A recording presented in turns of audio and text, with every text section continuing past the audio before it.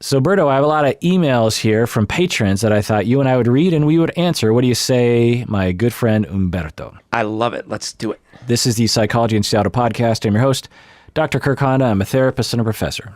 My name is Umberto Castagna, and I pick huckleberries. This first email is from upper tier patron Nicole from Los Angeles. She writes, I watched a video on YouTube in which a pediatrician discussed reopening school campuses during the pandemic. And she gave the link there. She goes on to say, they thought that school campuses, in most cases, should be reopened, and they cited the mental health of children as the reason. They also said that we needed to be honest that some teachers, and perhaps children at higher risk, would die in this process, but it was worth it. As a mental health professional, what are your thoughts? Would the mental health issues caused by distance learning be so irrevocable and detrimental for the many that it would be worth risking the health and lives of some? End of email. So I watched the video and they said the following things. It's like a half-hour video. They said, we need to talk about COVID-19 in a non-partisan, non-political way if we're going to get through it. They also said that the flu is more fatal for children than COVID-19 is. They said that children don't seem to spread COVID-19 very much. They said that most pediatricians are in favor of children going back to school. They didn't cite any research, by the way. They just made these claims. They said that some areas might have in-person school because the schools are more remote, whereas other areas might opt for having distance learning because of the town that they're in. They also said that kids do need to socialize and that kids are being traumatized by the isolation. They also said that we need to balance damage to children's psychologies with the potential deaths of children and others and teachers. They also said that we need to work together, not against each other. They also said we need to wear masks and keep our distance when possible, and that we need to put efforts into prevention so that we can return to a normal life earlier than later. Berto, what do you think? Yeah, this is a straw man city. Straw man city. Do you remember UHF? Spatula city. Spatula city. I feel like we're arguing in black and white. Like either we stay shut down forever and no one has fun and everyone's traumatized, or we go back and everything's back to normal. The fact is this. We can do this mental experiment really easily. If we dialed up the severity of the situation to say, look, this is Ebola level. If you catch it, you puke out your intestines, you die within 3 days. And it's like, 95% fatality rate, mortality rate. Oh, and it's airborne. It's going to spread. Everyone's going to stay indoors. And it affects the young even harder. Okay.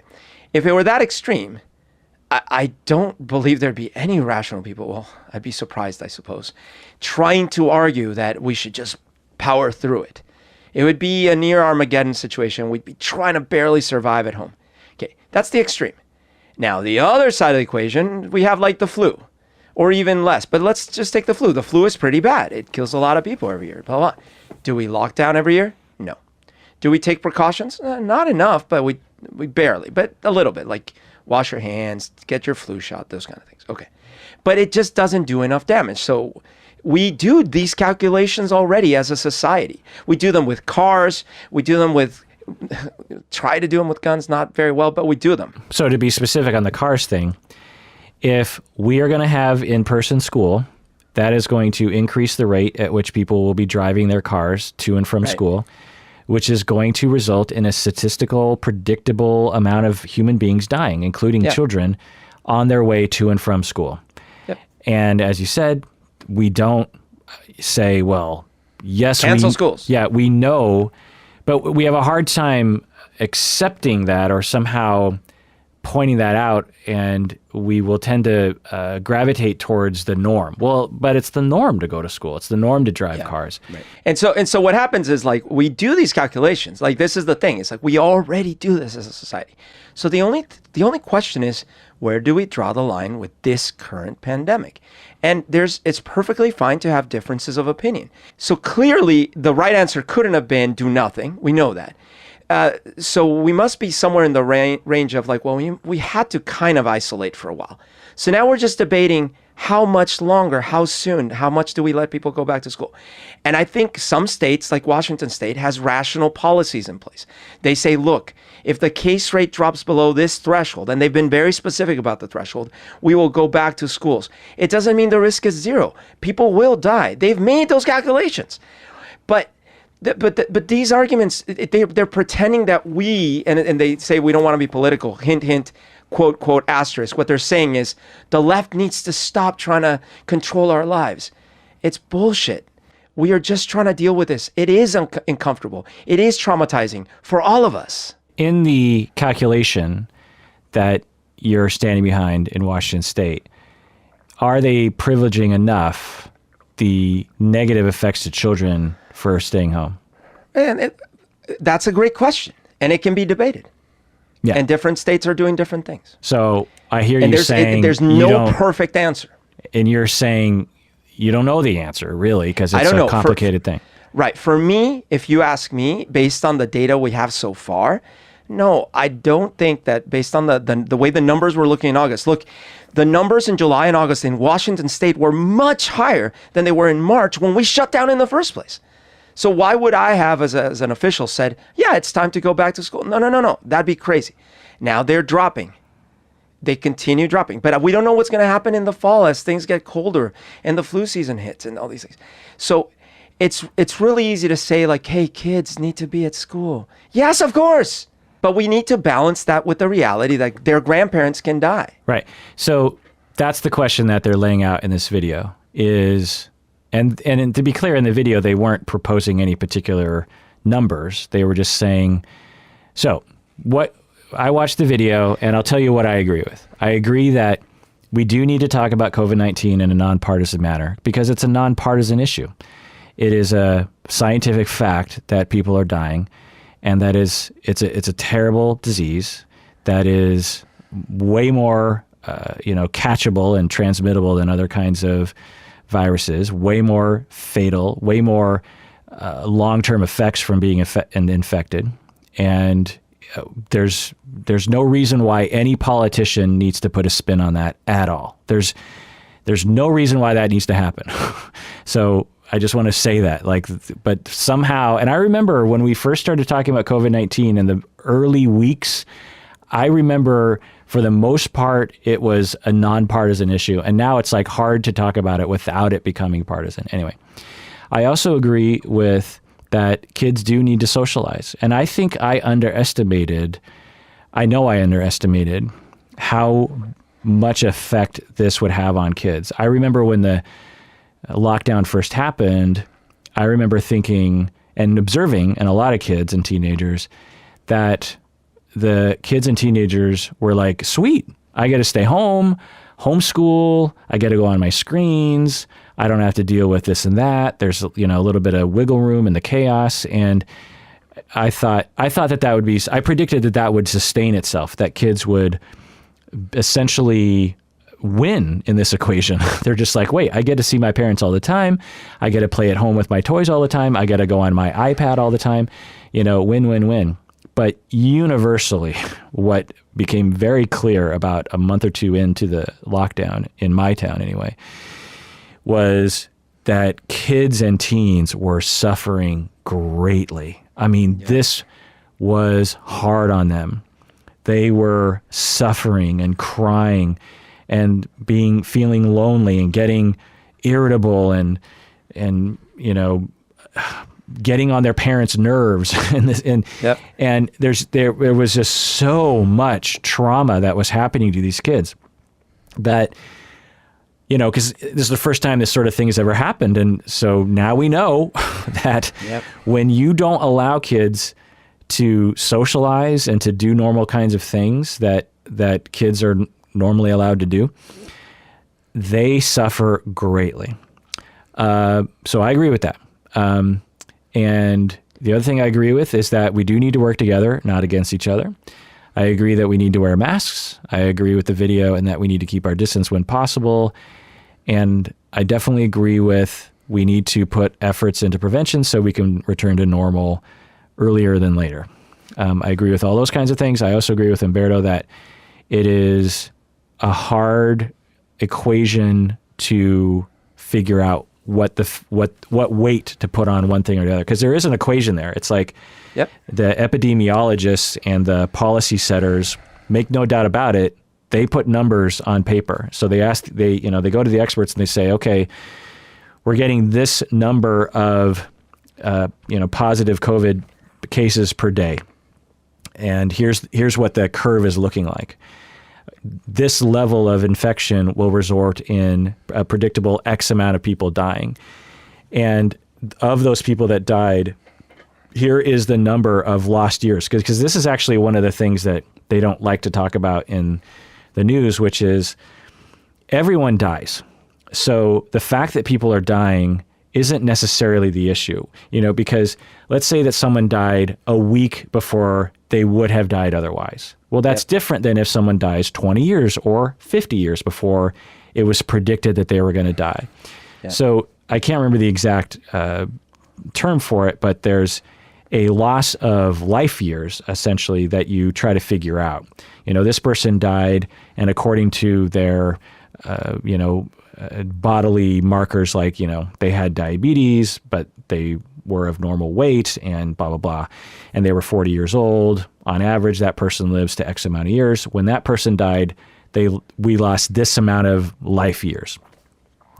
And you put that into an equation and you figure out at this rate of infection, these amount of life years are going to be lost. If we open up schools, we predict that it will increase the level of infection rate to this amount, which will result in this number of life years lost among these people. Yep. And should we open up the schools because of that? That's how they should be thinking about it. And like what the video is talking about and what we've been talking about is, just because it's predicted that one person is going to die, that doesn't mean we don't open up the schools. Because when you open up the schools, there's all sorts of vectors of dying when you open up schools. Not only COVID, but the flu, car wrecks, kids are exposed to more accidents, these kinds of things, choking at lunchtime, whatever the situation is. And bullying at school. Right. So... Right, like school shootings. There's a small. There's been no school shootings recently. Yeah. Right. So there's always that calculation, and this is the whole death squad thing when they started coming up with this. Anyway, it's a very sad calculation that epidemiologists and scientists deal with, and insurance companies deal with all the time. Right, and so should policymakers. Yeah. What weight do you put on that? What weight do you put on the trauma of kids that is absolutely happening on average? How, let's say you have some quotient for the amount of trauma that kids are going through right now. Like it's, say, on the scale from 1 to 100, you have like 85 trauma points or something. Okay, so if we can get the 85 trauma points down to 40,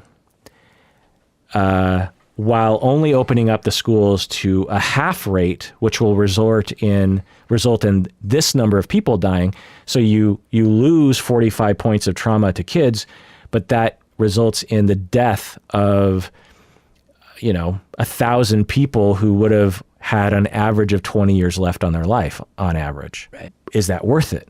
And that's this weird calculation that you have to make. One of the other things that upsets me is that it's not like the virus isn't some magical thing. Yes, it's incredibly frustrating is such an understatement, but this happened to us, to humans right now. This is so sucky, so lame, right? And the virus is definitely not something we can easily deal with. All true. At the same time, it is a biological agent and it has certain rules and it needs hosts to transmit itself and stay alive. It does not survive indefinitely when left by itself without a host.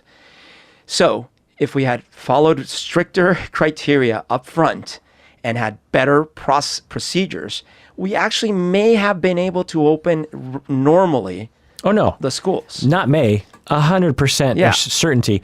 Other societies, this is the grand experiment that the world is going through right now.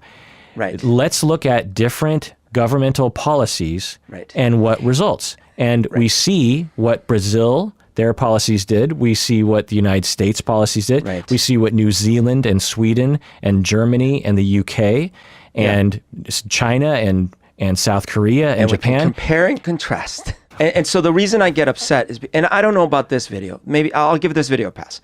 It's just that lately I've just seen so many of these misinformation things where the pretense is, hey, I'm just asking a question. I'm not trying to be political.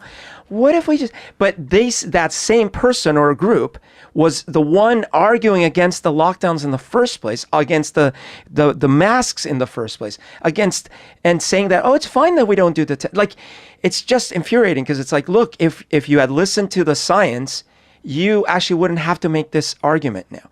Now, on the other hand, everything you said sounds reasonable. Yeah, masks, social distancing, open the schools as soon as possible based on the criteria we can agree with. Is it going to be perfect? No. Are some places going to be a little too restrictive, others less? Yeah. But it's not like we don't have any data. And we know for a fact what happens when this thing is allowed to spread in a community unrestricted. That what happens is the hospitals get overwhelmed and it becomes a nightmarish apocalyptic scenario, which is way more traumatic for everyone involved. Yeah. And anyway. So sorry, you touched my nerves. No. Good. I was saying anyway to me. I was saying anyway. Yeah, no, I know. I was about to launch into another thing, which no one wants to hear. And so I said anyway to me. Thank you, Umberto, for ranting in a way that a lot of people can get behind. And Kirk, anyway, let's move on. Gripes of Wrath, Berto, you got one? Oh, yes. Okay.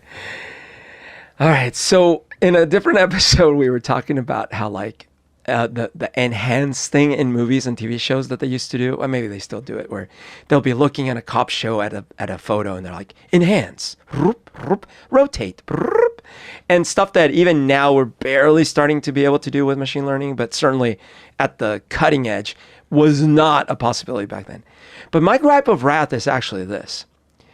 As a child and as a young adult, I always had this dream that there was all this tech that I wasn't aware of, that we weren't privy to, that the governments had and the CIA had. Because, we'd watch James Bond movies and he'd have all this amazing tech. And I believed it. Not only did I believe it, I was like, that's what they let us show on movies. Can you imagine what they actually have? And I remember in the 80s learning about the black jet, the Sikorsky, called the stealth bomber and all those jets, right? Yeah. And I was like, oh my gosh, that's the stuff we know about. You just know that the reality is like 20 years ahead. And then I started working in my field of picking huckleberries. And when I was a kid, I thought they must have all this amazing huckleberry picking tech. But once I got into the industry, I realized, nah, at most it's like 1 or 2 years ahead, what you don't see. And it is so disappointing. We don't. Like the corporate companies, like computer companies and things like this, have in many cases higher tech than most governments, with some exceptions where like the government's able to spend enough money to essentially brute force something into being a few categories better. And I was like, when I realized that, I was like, that sucks. We can't have a James Bond. We can't have like, of course, the authoritarian nightmare that would develop if they actually had these powers. But in my naive mind, I was like, I want the government to have these crazy tech, alien tech almost, that we don't know about. And it's not real. And I'm sad. I'm gripey. Next email from Mark Bolin fan from T-Rex. We've communicated with Mark Bolin fan. I went to Mark Bolin's grave when I was in London because really? It's in the same. I think you told me that. Yeah. Same cemetery as Freud, and the big draw to that cemetery in London is Mark Bolin, not Freud. Anyway, Mark Bolin fan writes, I just finished listening to How to Be an Ally episode and really enjoyed it. So just chiming in here, we made an episode about how to be an ally against racism, meaning that if you're not black, if you're not a black American, how are you an ally to anti-racism, anti-white supremacy? So she says, I listened to this episode and really enjoyed it. I do have a question for you, though. I live in Baltimore City, which last time I heard was 70% black. The Freddie Gray protests in 2015 led to the National Guard being brought in. What struck me about the uprisings after his death sorry, I skipped part of it, but she was talking about George Floyd, right? Okay. What struck me about the uprising after George Floyd's death was seeing majority non-black cities like Minneapolis, Portland, and Seattle having uprising on a grander scale than even Baltimore or Ferguson ever did. And I just checked Seattle, and it's apparently 0.4% black. Also, these are very affluent cities, Minneapolis, Portland, and Seattle, compared to Baltimore. I'd really be interested in hearing your thoughts on the matter. Berto, what do you think? I think it's a good development in that something must be happening in the last decades where the children being born, some percentage of the children being born in these affluent, predominantly white areas are being raised with empathy and with sort of social awareness to where they're not okay just watching from afar because they're not being directly affected. And I think for the most part, that can be really powerful and useful. Yeah, when you see the protests in Seattle, which I just want to remind everyone that 99.9% of the activism in Seattle was peaceful. It was soccer moms and soccer dads and nice middle-class kids wanting to stand up against police brutality, against police procedures and policies and training that is not what the population wants. We want police officers. We want them to help us and protect us. We just want them to do it a little differently. Yep. We like it when they pull people over for speeding. We like it when they pull people over for running a red light. We like it when they respond to violence on my street, that kind of thing. We don't want them to use brutal force on a person who can't breathe, who isn't doing anything violent, doesn't have a weapon, and there's no need to do that. That's all we're asking. It's not a big deal. Yeah. It's not a big request. It's not unreasonable. Totally agree. 100 billion% agree.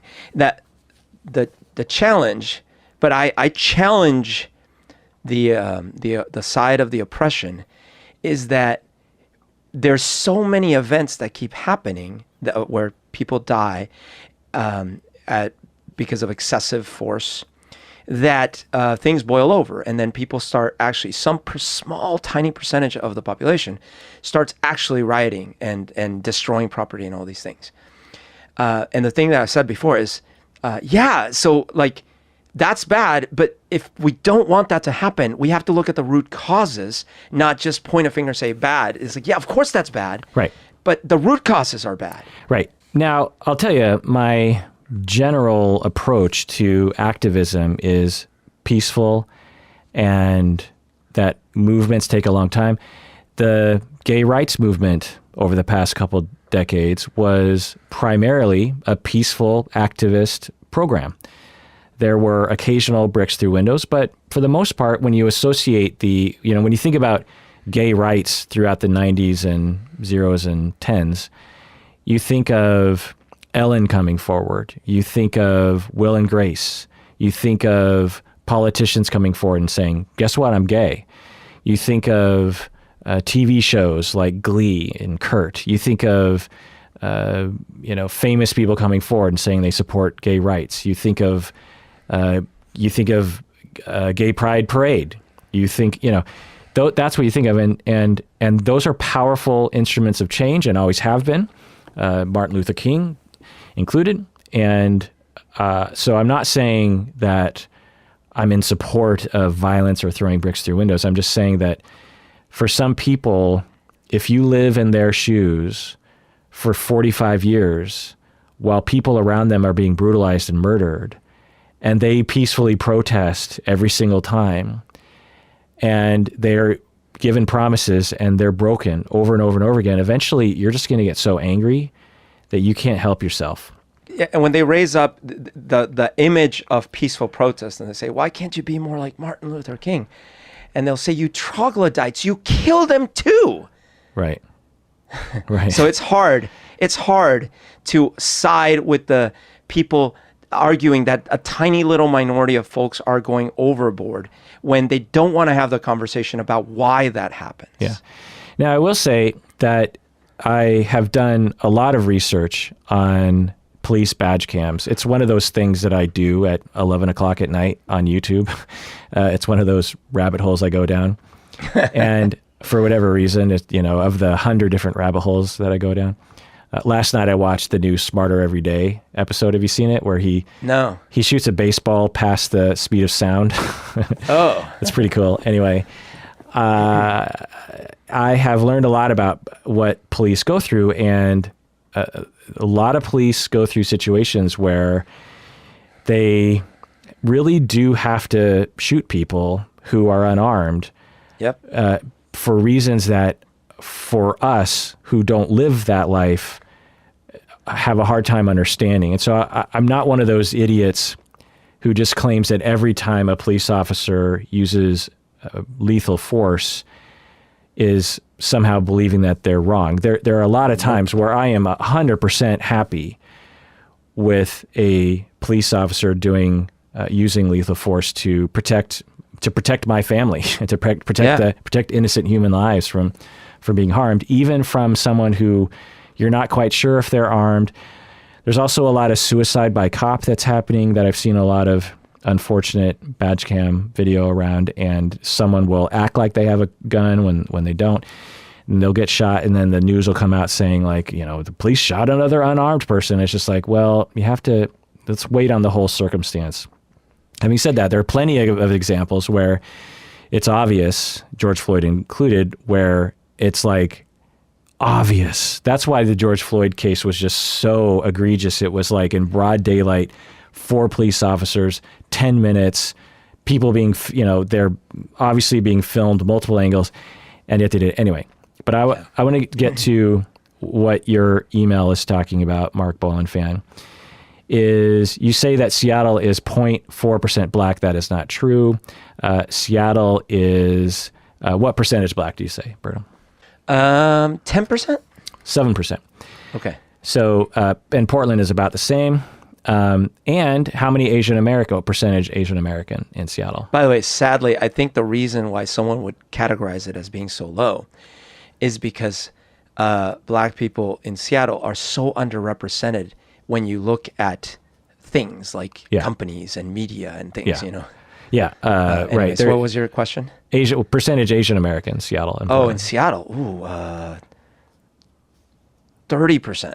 15%. Okay. Minneapolis, percentage black. Minneapolis, 20%? Yep, 19%. Okay. I thought it would be lower than that. I didn't know Minneapolis had... Okay. Because that's actually higher than the national average, which is what, do you think? Yeah. Oh, the national average? Yeah, like 15%. Yeah, 13%. Okay. Baltimore percentage?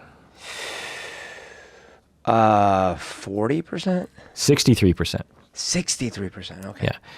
So big majority. Mark Boland fan was like, well, Minneapolis, Seattle, Portland... very few black people, but actually Minneapolis has a pretty, not as much as Baltimore, but greater than the national average. Seattle, Portland, absolutely, very, very, few, but 7%.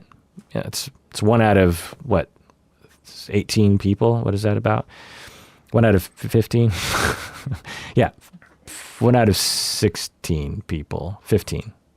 1 out of 15. 1 out of 14 point. 1 out of 14 point. The amount of people in Seattle that are black, if I see. 7%, that's 1 out of 14.8, right? Or something like that. I guess, if you say so. 7 times 10 is 70. That's what I am. And 7 times 5 is 35. So about just a little bit less than 15%. 1 out of 15, sorry. So that's a lot of, it's a fair amount of people, but it's obviously it's half as much as what the national average. But as I said, 15% Asian American. So it's not like Seattle and Portland. Right.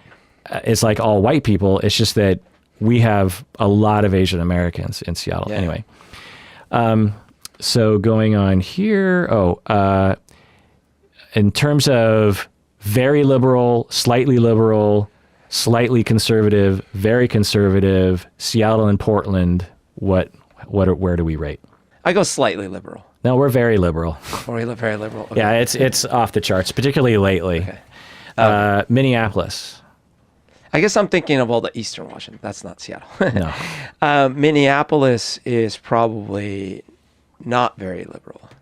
Slightly, yeah. It's slightly liberal. Yeah. Oh, is it slightly liberal? Okay. Yeah, it's slightly I would liberal. have anticipated it not being. Yeah. It's Minneapolis. It's not all of Minnesota, you know. Dude, I barely know anything outside of Seattle.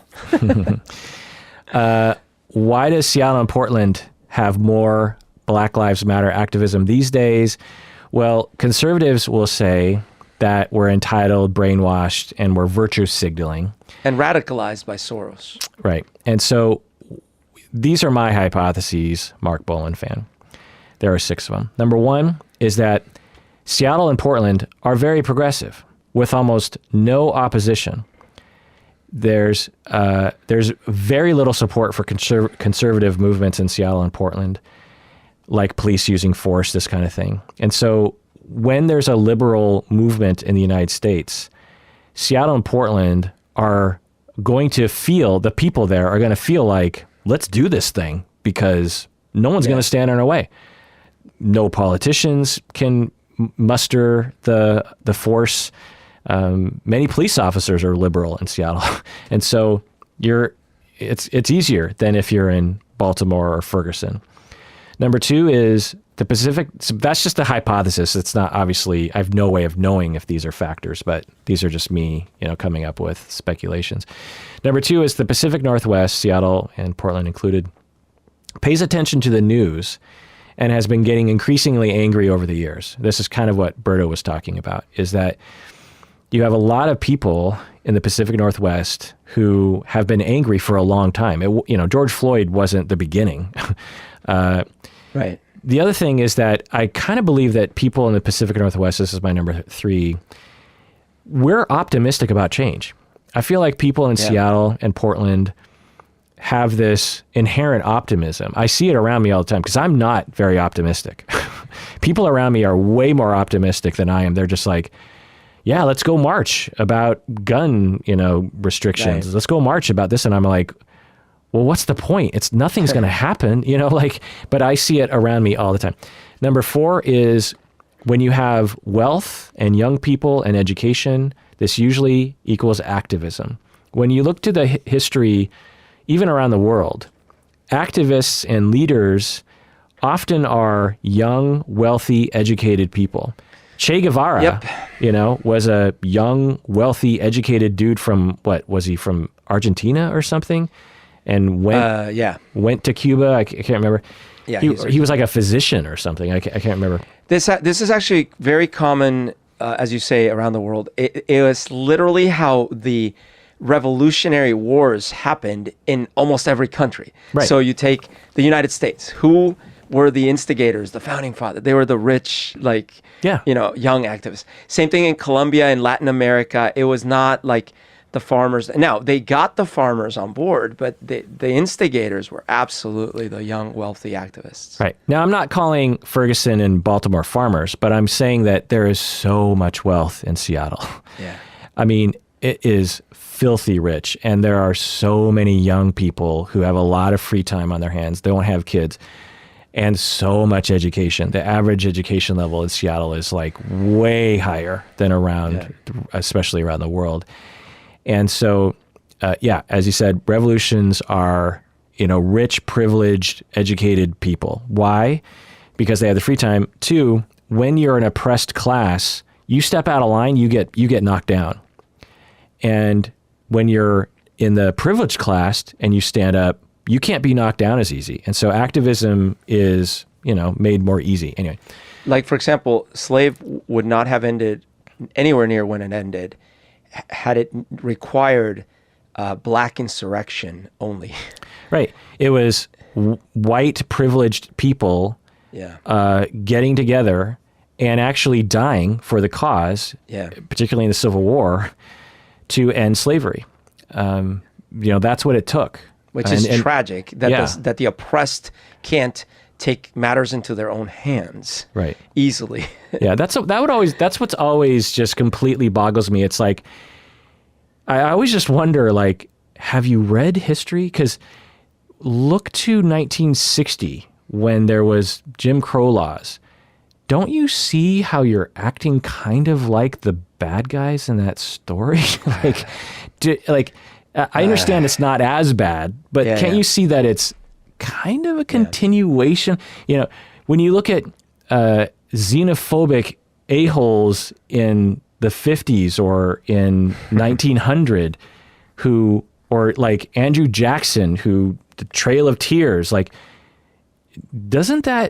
don't you see, there's this pattern. Sketch. Yeah, there's this sketch that... The Mitchell and Webb? Yeah. Are we the baddies? Are we the baddies? I posted that on Facebook the other day because that was all I had left with this one argument. I was like, don't you ever wonder, are we the baddies? Yeah, like, at the very least, just like, Number 5 is we've had our own problems with the police in Seattle. It's not like, we're like, ooh, bad things are happening with police in other towns. No, we're upset about what's happening in our own town. Things have happened in Seattle, and it has been empirically measured in Seattle. It just hasn't made the national news.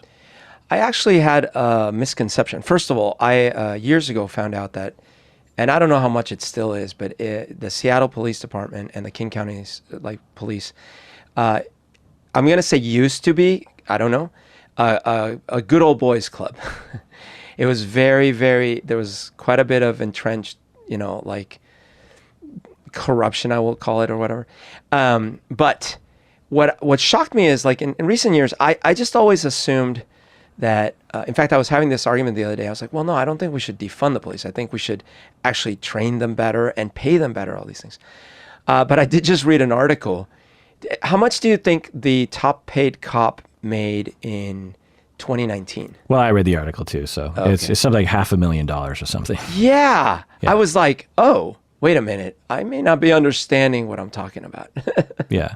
Now, that's not cops in general. I just thought there's something fishy going on here. Yeah, and I was just thinking about this morning when I was taking a shower as your mind kind of wanders. I was like, I don't think we should be calling it defund the police, because that's actually not even what it means. What it means is radical police reform, which will involve defunding the police. For some people, it means that, but that's not what I think we should. That's not what the majority of people want. What the majority of people want is for there to be massive police reform and a look at the police budget, which is, we are paying the police to do so many different jobs that the police are not trained to do. So half of the jobs that police officers are being asked to do, let's defund that and fund another force of people that actually respond to mental health wellness checks and cats in trees and all the noise complaints. We don't need someone rolling up with like killer instincts and PTSD about the last bus they had, walking into a, like, that's what we mean by defund. We're saying let's make what we call the police right now like a specialized force, which is great to have. And when you have someone shooting up a McDonald's, you want someone rolling up with lethal force at their hip and an itchy trigger finger. You don't want them thinking about stuff. But so many other options are available to us that aren't those people, and it's just bad nomenclature. I think it's not good brand marketing. No, it's not good brand marketing. It should be reform, or specialize. And the proof that it's not good brand marketing is that now you have Eamon Bundy essentially on the side of defund the police. Yeah. Do you remember the Bundys? They did that standout against the federal agents. They took over a government building, and his whole thing is, absolutely we should defund the police because the government shouldn't have the blah, blah, blah. So if you go far enough in one direction, you circle back around to the other side. Right. Yeah. Number 6 is, over the last couple of decades, we've established a tradition of protest and activism in Seattle and Portland. The World Health Organization riots, the battle in Seattle, 1999 or something. So we've become known for it. People come here for activism, and we're proud of our activism. We're proud of our ability to say, no, you're going to hear us, and we're going to make this happen. Now, like I said, 99.99% of what that manifests as are peaceful people in the streets screaming and holding up signs and writing letters. And it's unclear what it accomplishes, actually. Well, I think it accomplishes something. I mean, when it's up against such powerful forces, it's hard to do anything when the government doesn't listen, because, look around the world, all government has to do is just not listen, And it's just, I lived through a period of time in late 80s Colombia where the whole thing was people in general were convinced that the real problem was the guerrillas. The guerrillas are the real problem. And they feared the guerrillas because they would kidnap people. In Colombia, unless people don't know. Yeah, in Colombia. And actually a couple of the guerrilla movements disbanded their weapons, all that stuff, and became political parties.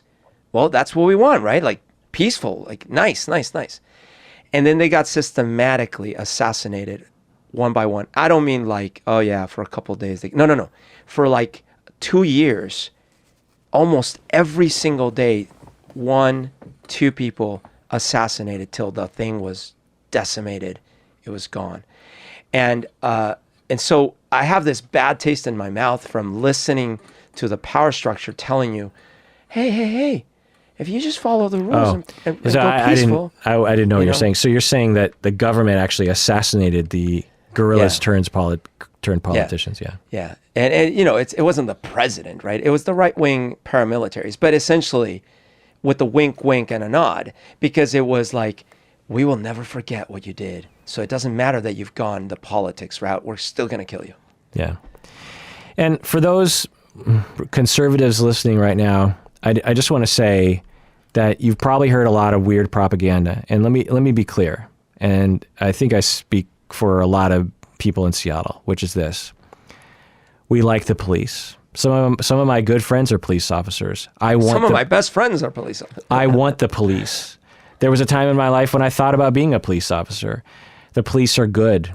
When I grew up in a time when police were considered to be the neighborhood good guy. Yeah, I've only had good experiences with police, at least in this country, all my life. I have not, but I've had good experiences and bad experiences. But the point is that, yes, we want law and order. Of course we want law. Who doesn't like law and order? It's rational to like law and order. We just want some minor changes to be made. It's not radical. It's just an acknowledgement that some police officers either take it too far or the training isn't careful enough. But so many things of the training are working. So many actions by police are exactly what we want them to do, especially under the circumstances of having to think in the moment. Yep. So there's just a little bit of change, a little bit of accountability, a little bit of humility from police officers of saying, you know what, this one, we got it wrong. And some police officers are saying that. Some leadership in police are saying that. And maybe a little bit of, maybe we could look at specializing what we call the police force. These people over here, they have guns and shotguns and AR-15s. And these people over here, you know what? Maybe we can look at another kind of way of enforcing the law that, we don't need all that firepower and tanks and that kind of thing. Because we want to make the public trust us and feel comfortable around us. And we're willing to have those conversations. We don't know what that's going to look like, but we are here to serve the public. And so let's talk about it. Now, some police officers, some leadership are absolutely doing that. And that's all we're talking about. When we're marching, when we're doing our snowflake liberal cuck activism, that's what we're talking about. We're not talking about Antifa or, anarchy or ignorant notions of throw away the police, like, pundits will say. We are talking about extremely reasonable things that I'm guessing everyone would get behind. Yep. Let's take a break. When we get back, let's read more emails. Berto, what do you say? Let's do it.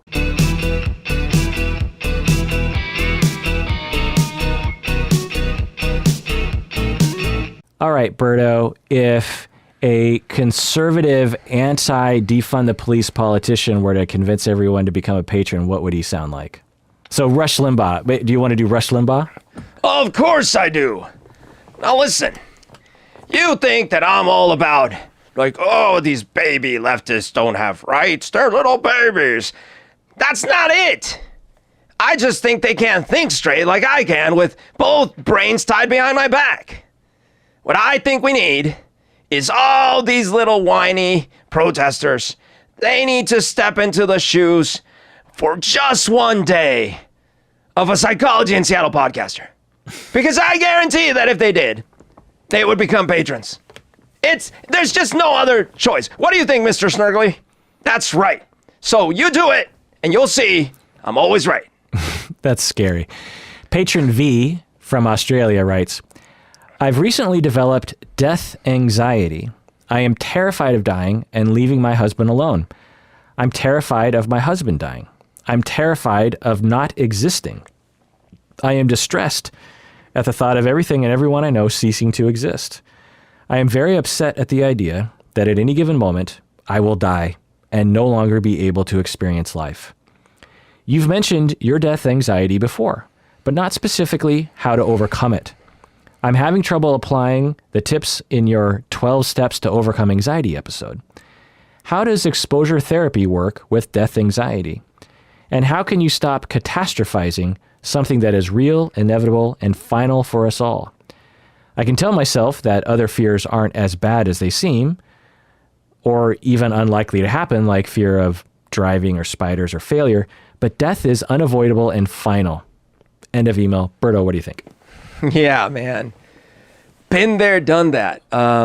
So I don't know if these things are effective, but there's a couple things that I think of because I do at times get grabbed by the enormity of the absurdity. So I sit there and I'm like, but what's the point? And you're like, well, see, that's why you need religion. Blah. It's like, yeah. Because I skip ahead and I'm like, okay, so let's assume one of these religions is real. But what's the point of that God? Like, what's his thing?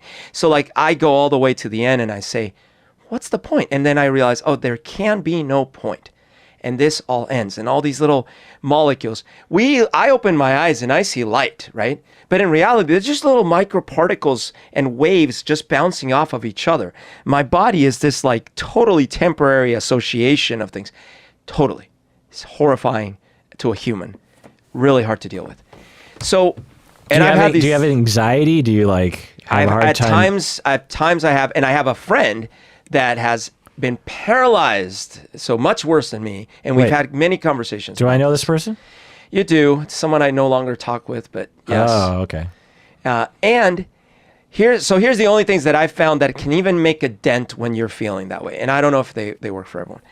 One is the classic, but you weren't around at all for at least 14 billion years, maybe longer, maybe infinite, until you were born. Why do we not have anxiety about that? And I'm not saying there's an easy answer. I'm just ponder that for a little bit. The enormity of time behind us and the subjectivity of the flow of time in any direction in the first place, and thinking, yeah, I wasn't around for any of that. How horrifying. Think about it. You weren't around for your parents falling in love, being born, your grandparents, nothing, your lineage, nothing. For all you know, almost nothing that you know is real because it was fabricated, whatever. You have no knowledge. Okay, that's one step. The second step, and I don't actually do this, but I know that some people have done it, is actually to take more risks in life. And I don't mean go jump off an airplane without a parachute. I just mean I mean, do more things like travel more, take up more hobbies. And I say this a lot about dating too, but I think the thing is that the more you get busy with the moment, especially if you're doing like sports like surfing or something that require you really be in the moment, the less you have that mental time to just sit there vacillating about the future. It's a very Taoist mentality, like just enjoy right now. Yeah, great. I like it too. I think that the second one I think works for me. The first one doesn't work for me because I don't have anxiety about the fact I didn't exist before I was born. But why not? You should. And if I never existed at all, that actually terrifies me as well. It's like, what if I just never existed to begin with? Like that's an awful prospect. Like I would never have even known to worry about things. Like that's terrible to me. Anyway, so yeah, to provide some meta commentary for those of you who have this, what we're calling death anxiety, you know exactly what Patron V from Australia and Umberto and I are talking about. If you don't have this, then there's a possibility you're thinking, well, what's wrong with these people? Why do they I don't worry about that. Yeah, sure, everyone dies, but why do you just let it go? Or we're all going to heaven. We're all going to be reincarnated. I don't know. Okay, so I'm going to speak to those people right now for a second. You don't get it.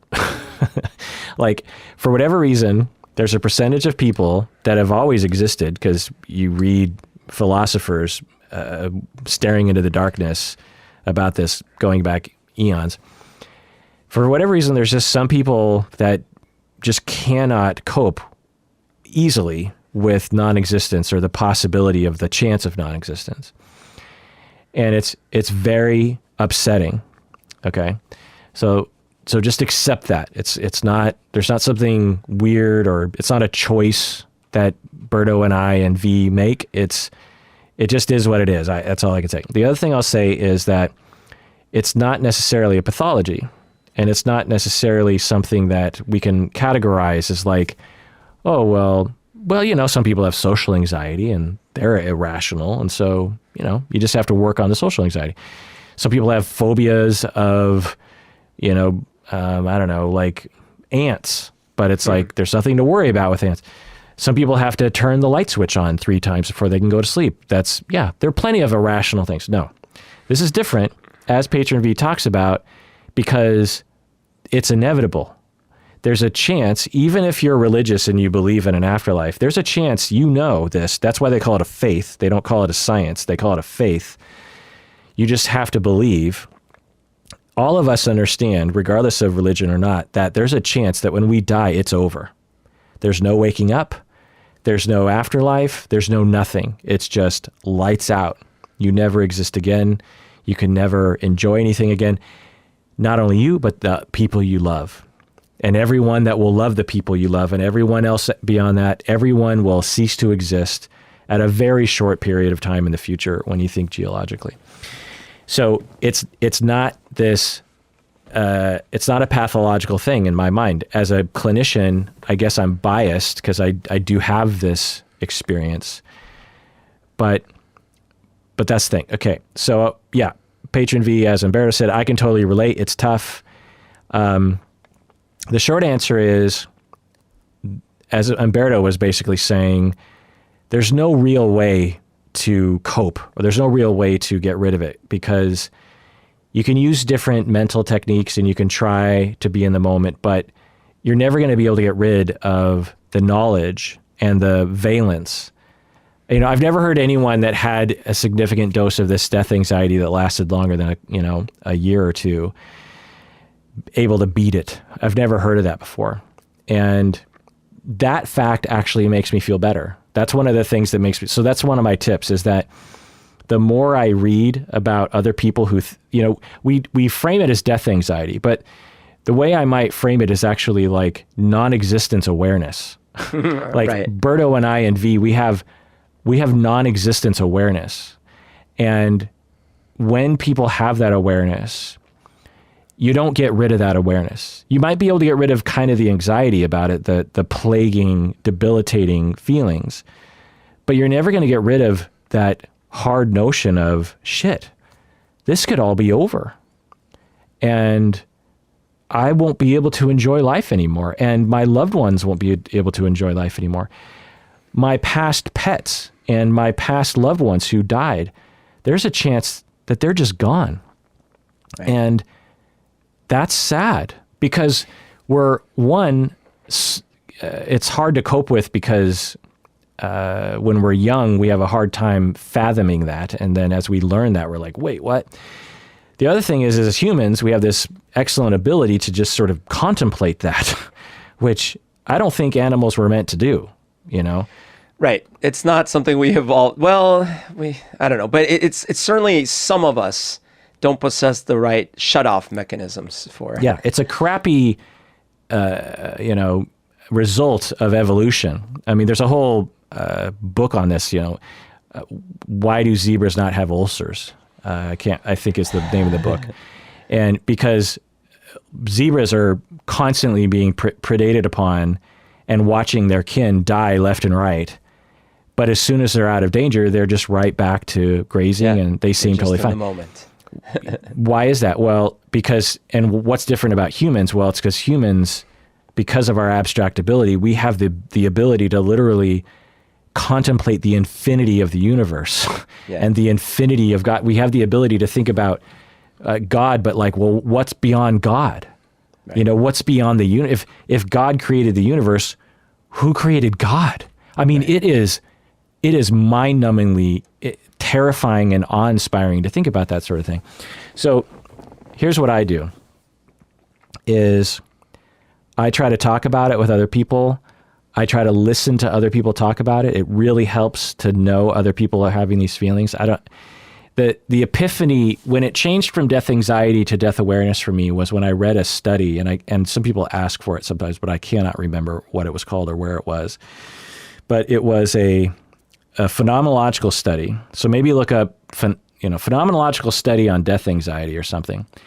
And it had 10 interviews, in-depth interviews with people with death anxiety, and the researchers coded the different themes that people experience. And I remember reading the study and being like, oh my God, that's so me. And I remember when I was reading this study, my brain went from terror to where I am now, which is kind of like, well, interesting. Yeah, it's awful. And there's a lot of us. Yeah. Anyway, the other thing, go ahead. Sorry. I was going to say, there's two other things that along those lines. So I didn't look at studies in that sense, but there are two things that I think were similar that helped me. I think the worst for me was right around when I was 30. And there was a conflation because I think, I grew up Catholic. And so it used to be sort of the opposite. I was deathly afraid of hell, right? So my fear wasn't, what if I die and there's nothing? My fear was, what if I die and I go to hell for eternity? That was the fear. And so as I was coming out of that fear, this new realization came in, which was like, oh, but wait, what if there's nothing, right? And so I was dealing with that.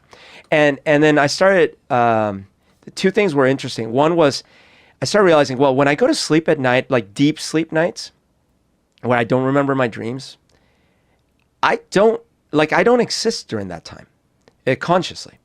And as far as, practically speaking, when you wake up in the morning in one of those nights, that could have been the first moment of your existence. You wouldn't know the difference. Like if your memories were implanted, whatever, you just wouldn't know the difference. Now, I'm not saying that that's the case. I'm just saying that you would not be able to tell the difference. So practically speaking, I don't exist consciously as me, as Humberto during those times. My body does. Okay. That was one thing. And it actually in a weird way helped me because I'm like, oh, I'm dying all the time. And not only that, then I started thinking, 5 seconds ago, I was quote unquote alive. I was thinking of myself as being alive. Like when I started saying this sentence, that me doesn't exist, will never exist again. So then the other thing, I started looking at photos of me when I was younger. That me doesn't exist, will never exist again. And of course we have the continuity, and that's why we feel, well, no, but I'm still here. And then the last thing was talking to my grandpa, actually Papavalo, whom you met, right? And hearing his stories when he was younger.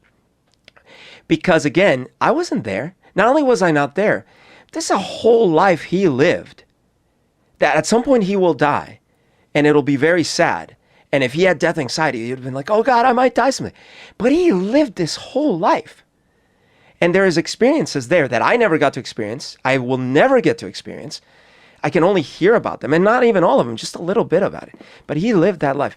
And so the combination of all those things gave me little like Legos to build up a little edifice of like, all right, yeah, it's kind of terrifying, but here you are in the moment. Yeah. 3 seconds plus or minus. Yeah, I'm guessing that those resonate with some people for sure, because I've heard other people say that. Those don't resonate with me at all. When you talk about that, I'm just like, that doesn't comfort me at all. But there's a piece of this that I do try to apply, which is that you were saying, I wasn't there for those experiences, so I'm not there for a lot of experiences. So the fact that I won't be there after death for a lot of experiences shouldn't really bother me that much.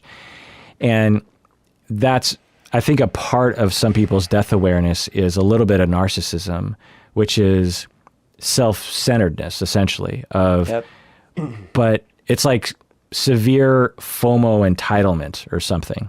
Yeah. This approach to life of like, well, I deserve to be a part of everything that matters because that's how I'm basically oriented in life.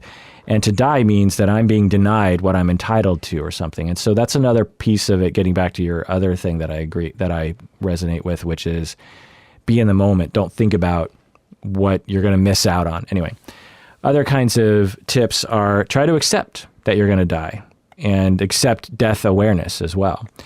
Also, connect with others emotionally and physically. And this is a big one because this is also living in the moment. When you're connecting with others and you feel fulfilled relationally, then for a lot of people that actually will massively reduce their death awareness and anxiety.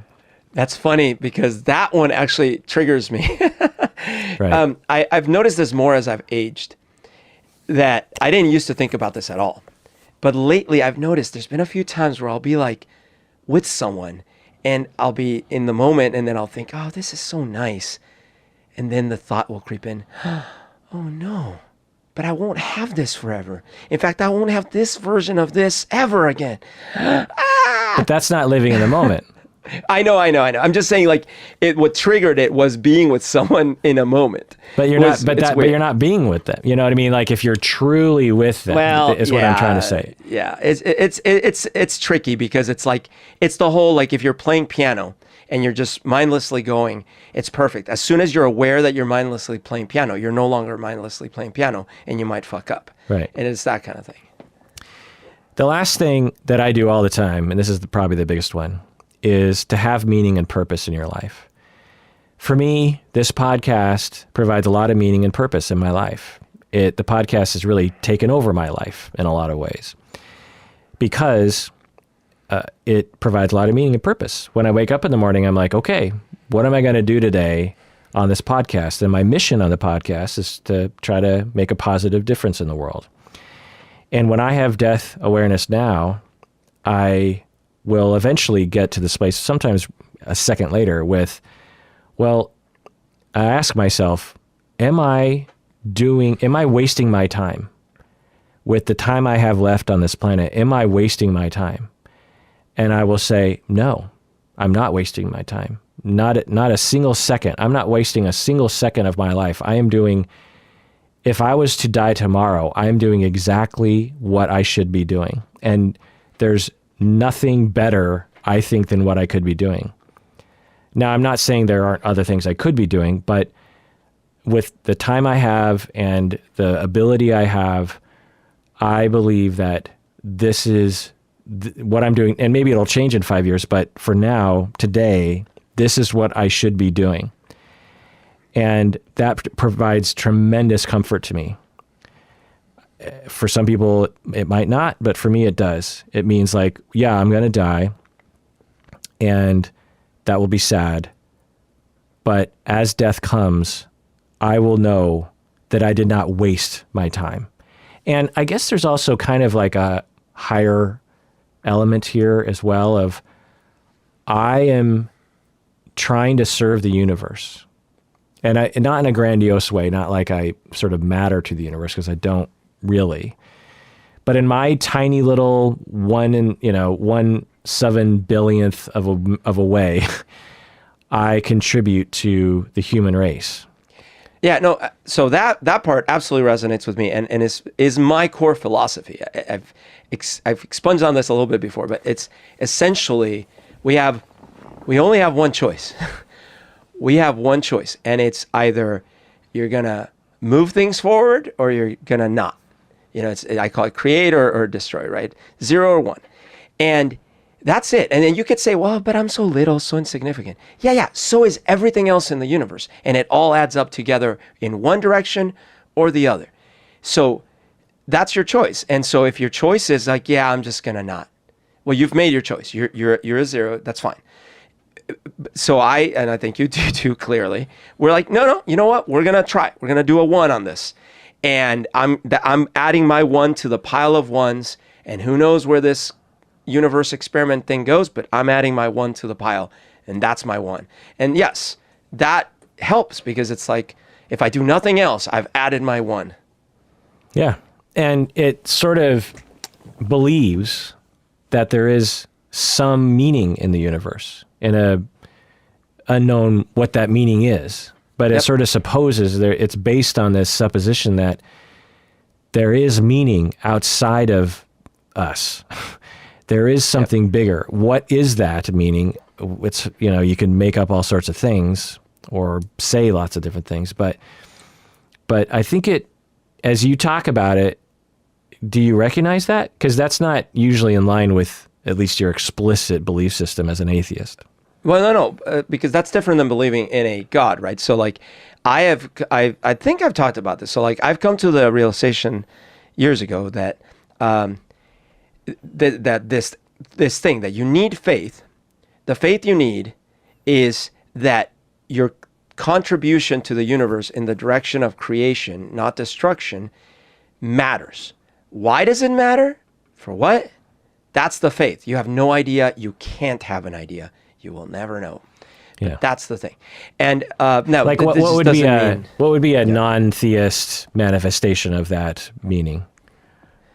A non-theist manifestation of the meaning? Like your positive contributions to the world.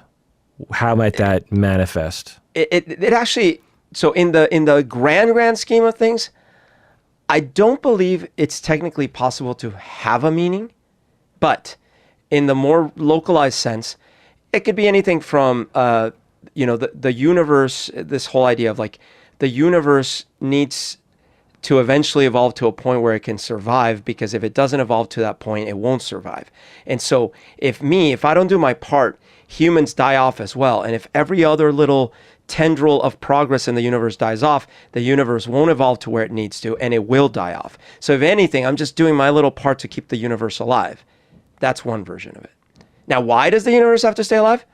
There can be no meaning. And because if you say, well, it's because it's a simulation by the aliens. Okay, but why are the aliens? Oh, it's because they're God. Oh, yeah, but why the God?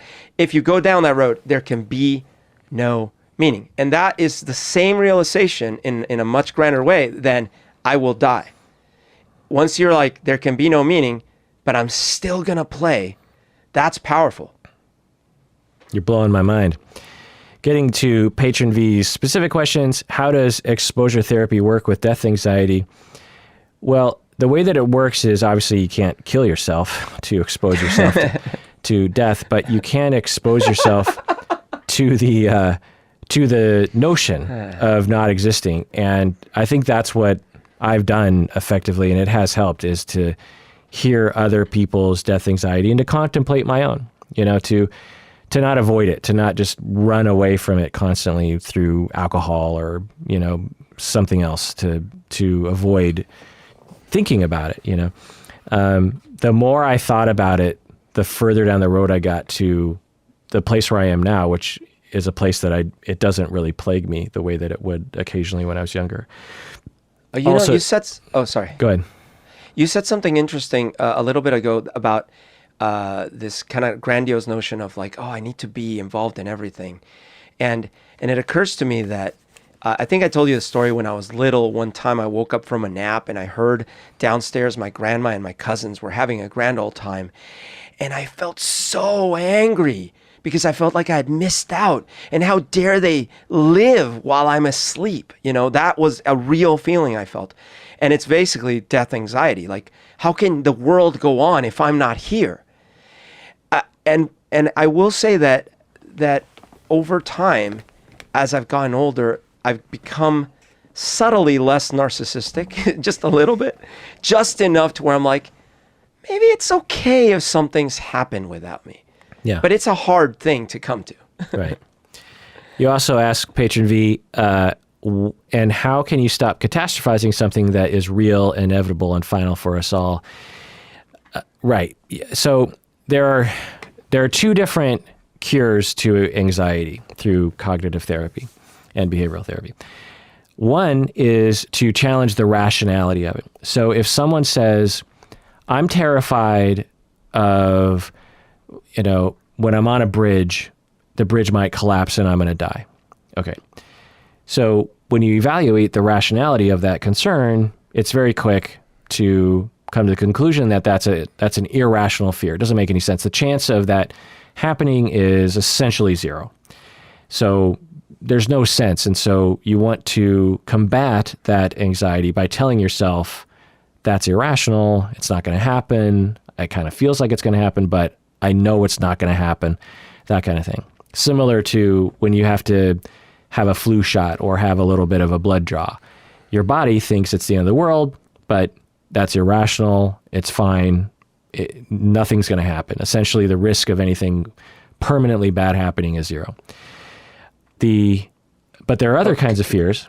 Can I add one thing to that? Is that you also, if you get in the game of second guessing the universe, you can't win that game. Like, if I don't take this road, I'll be safer. Well, you don't know. You'll go down this road and get run over by a different car. Like, you can't second guess the universe because you have no idea what the randomness is going to throw at you. Well, you can make viable predictions, like if I go across this bridge, it's likely to be okay. And if I decide not to go on the bridge and sort of climb on a rope to avoid the bridge, then my chances of dying go up. Anyway, the point is that you try to evaluate the rationality of the notion. But some fears are totally rational, like I'm afraid of dying. Well, you are going to die. Or I'm afraid that my spouse might eventually cheat on me and leave me. Well, that might happen. Like it happens sometimes. Or I'm afraid that I might get sick and throw up in the middle of a theater. It's unlikely to happen, but it could happen. It's a possibility. I'm afraid that if I give a speech tomorrow in front of all my coworkers, that I'm going to freeze up and not know what I'm going to say. It's possible that could happen. So you don't challenge the irrationality of those. You challenge the usefulness of thinking about it. Man. And we made a whole episode about the decision-making process regarding how worried one should be about COVID when COVID first came to the United States back in March. We made a whole episode about, like, I can't remember what the title was. I always make the titles. Health anxiety or something? No, well, we made health anxiety. Then we made another episode about COVID feelings decision making or something. Yeah. Anyway, coronavirus feelings coping. Anyway, I always make the titles and I never remember them. It's similar to I write the lyrics for my own songs and I can't remember my own lyrics. Stacy will tell me the lyrics to my own song sometimes, and I'll be like, huh? Anyway, I'm just not very good with words, honestly. But anyway, so in that episode, I developed this system, and roughly what it is you have a fear, you have a feeling, and you value it. Let's say you have a fear of death, you have a fear of not existing, you have a fear of people dying around you. The very first step is, it's good that I have this fear because that's what it is to be human. Yeah. And my emotions were designed to help me. So let's use them in a helpful way. So don't fight it. So it's okay. And clearly the fear of death keeps us alive constantly. Right. Yeah. And it's rational to want people around you to live and not to suffer. Yeah. It's rational to want to stay on earth and enjoy life. It's fine. So don't fight against the basis of the condition. Okay. So the next thing you do is you go, okay, well, what is this? What is the emotion? Okay, it's fear. Okay. Fear of what? Not existing. Fear of people dying around me. Okay. That's good. When you're afraid of something, like you get close to a snake and your fear goes up, what does it motivate you to do? Well, it motivates you to get away from the snake. Your fear helps you. If you don't have fear as you approach the snake, you don't know to move away and you get bit by a snake, you die. When you get close to the edge of a cliff, you get more afraid and you move away from the cliff. When someone is ranting and raving on the street with a knife, you get afraid and you protect your kids and you drive away. Fear is good. So you have a fear of death. What is the fear telling you to do? Well, you can't say run away from death. I mean, you could say maybe it's like, okay, well, maybe health-wise, you try to do your best job you can. But death is inevitable. So you can't run away from death. But what is it maybe that your emotions are trying to tell you something? Because for me, I'll tell you, what it was telling me was, are you living in the moment? Are you living a life of meaning? And are you physically and emotionally connected to other human beings? Because the more I became those things, the less death anxiety I had. I didn't know it at the time. That's what my death anxiety was telling me. But that's what my death anxiety was telling me. Interesting. So use your emotions to motivate. Now, once you have a plan, you say, okay, well, here are the 5 things I'm going to do that my death anxiety is telling me to do. I need to have meaning in my life. I need to connect with other people. I need to seek out other stories of death. I need to maybe develop a will and testament or something, or I need to be healthier with my diet or something. Okay, make that plan. After that plan, and that feels good, you have any excess anxiety, that's the excess that you want to target as like, you need to get rid of that somehow. That's the bad part of the emotion. The emotion was good up until you made a plan and you feel solid about that plan. Anything left over, either you need more plans or a different sort of plan. Anything beyond that is excess. And it's things that you want to target. Often, if you address that plan in the beginning long enough, you don't have any excess. Like that was the case for me. But if you have excess, then that's the part you want to target and say, like, mindfulness techniques of just like, oop, it just popped in my head. I'm going to let it go. Oh, I just had another notion pop into my head, but I decided that's excess anxiety because it didn't help me develop a plan. I already developed a plan. That's excess anxiety. I'm not going to think about it because it's not helpful. It doesn't, that extra anxiety does nothing for me. And I feel like people don't have that system because they just try to deny their anxiety and try to get rid of it and shame themselves and isolate and feel alone in their anxiety. And they don't value their anxiety, talk about it, develop a plan, and then target the excess. Does that make sense, Berto? Yep. I like it. I like that system. I think you've presented that system for some other context before. Yeah, it was coronavirus. It was right. Okay. The thing I referred to 3.5 minutes ago.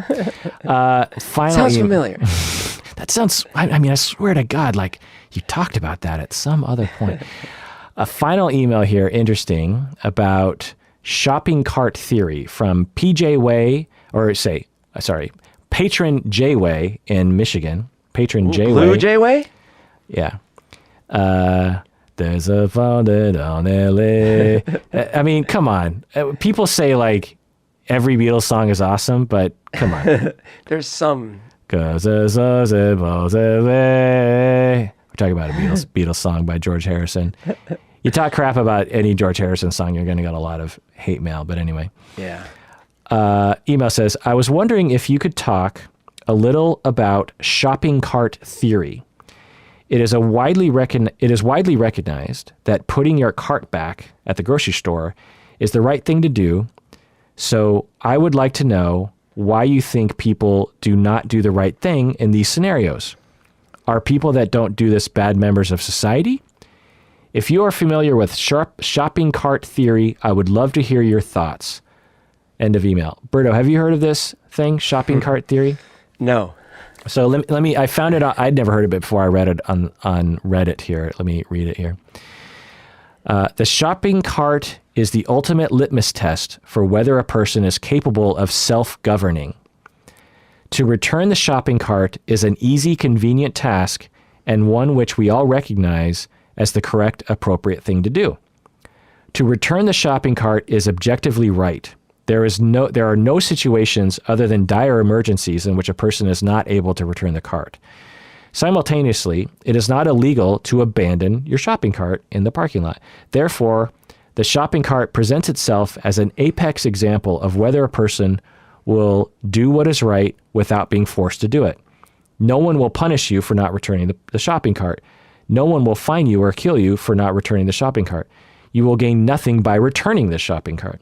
You must return the shopping cart out of the goodness of your own heart. You must return the shopping cart because it is the right thing to do, because it is correct.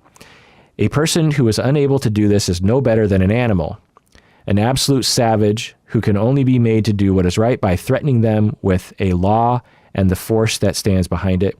The shopping cart is what determines whether a person is good or bad member of society.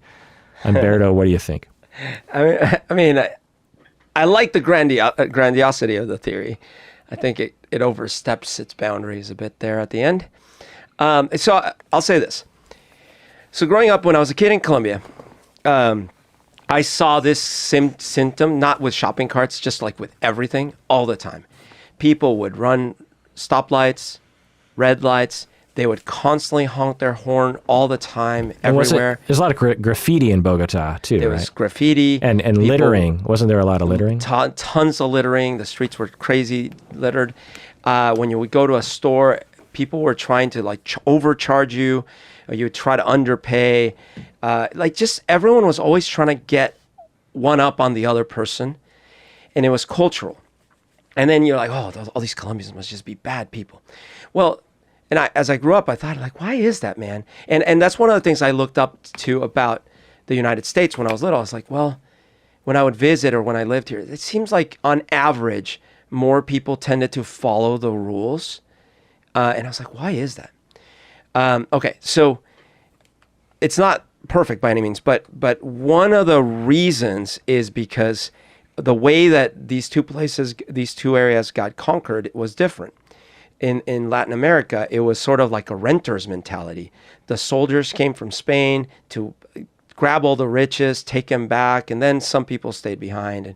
And it was incredibly oppressive. And so everyone was actually literally always fighting for scraps and trying to get one up on the other because it was a dangerous place and it was a very stratified society and huge wealth inequalities from the start. In the States, the people that came here just kind of killed off the people that were here. And then they themselves sort of got along with each other and they were here to stay. So it's sort of like renters versus owners. And so this is my simplified notion, is that here more people were like, well, I'm here. This is my land. This is my thing. So yeah, of course I'm going to pick up the trash because I don't want my house to get dirty. Whereas in a lot of these other places, it was like, man, I don't know whose job it is, but I barely am surviving. So I'm certainly not going to put any more energy than I have to into surviving and looking out for me and mine. So I never liked that. I never liked seeing that. I see a lot more of that nowadays here. I see a lot of renters here, a lot of people who just don't give a crap about norms if they can get away with it. And I agree, like the shopping cart is a perfect example. If someone doesn't have the common decency to just return the thing, it doesn't present them in a good light. I don't think they're immediately like the worst parts of society, but it's certainly not a good indicator. So I sort of agree with the theory. So there are various social, well, first off, I just want to say that your analysis of Bogota versus Seattle is fascinating, or Tacoma, I suppose. And or New York, United States and Bogota, is fascinating. I never thought about that, but that is, I think, brilliant. And I can absolutely see that. And I like it because it privileges the social psychology phenomena that a lot of people just either don't recognize or don't want to recognize. They'll just say, well, obviously Colombians are just, immoral, immature people out, they're selfish. People in Bogota don't care about it. They don't have empathy. That's you'll hear people say that. So why would some people leave the shopping cart while other people would not? Well, there are various social psychological theories at play. So the question is, if someone leaves the shopping cart in the parking lot, as opposed to people who return it, is this an indication about personality? Can you generalize that behavior to some broader aspect of their personality and thus other behaviors? So what this shopping cart theory proponent is essentially saying is, if someone leaves the shopping cart in the parking lot, they are also cheating and lying. They don't care about other human beings. They will take a $20 bill out of your wallet if they could. Out of your baby's mouth. They will not do their part to reduce carbon footprint. They will not donate to charity. That's essentially what they're saying. But they're not saying that explicitly, because if they did, they know they would have to open themselves up to empirical science. What this shopping cart theory is saying is essentially nothing, I wanted to say. They're saying the shopping cart is what determines whether a person is a good or bad member of society. Well, what is a good or bad member of society? Once you start to define that and codify it, then you can measure against it. And whoever developed this theory has not done that scientific research. They've just made a claim of shopping cart in the parking lot means you're a bad member of society. It's a litmus test of your morality. I mean, I wonder how seriously they meant it as opposed to tongue in cheek. I bet you anything people believe this, by the way. And by the way, there's a YouTube guy, I can't remember what he's called, but all he does is he goes around he lives in the South somewhere because he has an accent, like Tennessee or something. And I think so anyway. And he goes around different parking lots and he finds people who leave their cart out, and he makes sure that they're not like handicapped or something. And they have to, they find able-bodied people who are just leaving their cart out. And he walks up to them while filming them and says, oh, sir, you just earned a badge of, you are now one of, he has like this magnetic a bumper sticker that he slaps on the car, on the back of the car. And he says, you are now in the, whatever club or something, or you're a bad person, sir, because you left the shopping cart out. And the best ones that get posted are the people who fight back. They're just like, get out of my face. And this guy is a master of verbal judo. Like, oh wow, he's just like, well, sir, I don't understand what my mother has to do with the situation. He has the perfect comeback. Sir, all I'm saying is you just left the cart out, and I just think that that's wrong. Sir, I don't think I don't think it means that we have to get into a fight. I'm just pointing this out. I'm just a caring citizen that wants people to do their part for society. Like, it's a hilarious YouTube channel. I'll have to check that out. Yeah. So is it an indication of personality? No, it's possible. I would want to see the research on it. It's possible that people who leave the shopping cart out are more psychopathic, are more immature, etc. But probably not a strong association, by the way.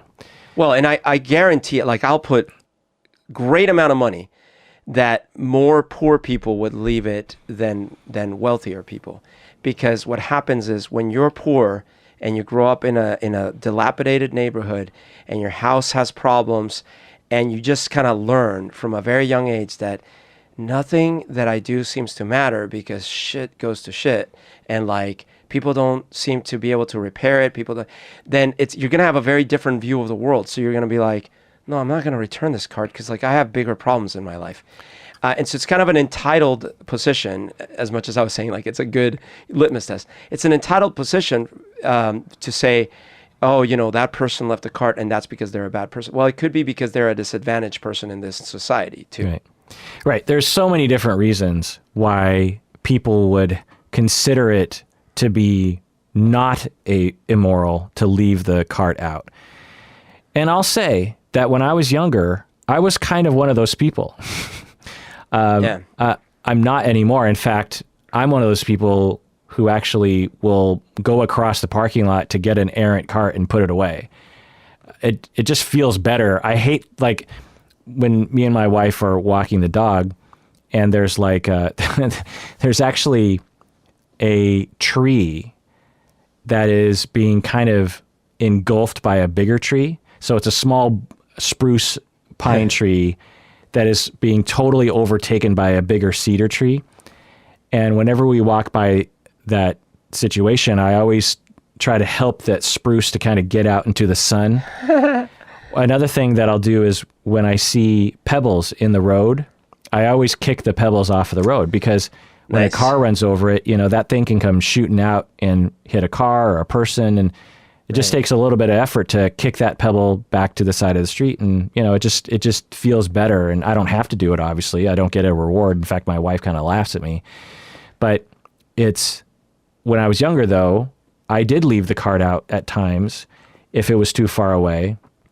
And I'll tell you, the reason why I did it was I thought of it as, well, it's kind of a pain in the butt to take the cart back. And I know that employee guy will come out here eventually. Someone's going to do it. Yeah. It's sort of like when you're at a restaurant and you get a bunch of crumbs on the table. You're eating some crumbly thing, and a lot of the crumbs are falling onto the table.